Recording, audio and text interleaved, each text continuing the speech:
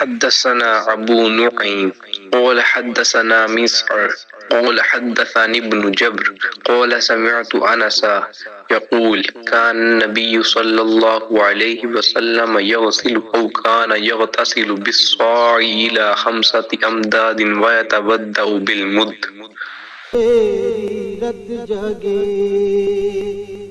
تیری حیات پاکا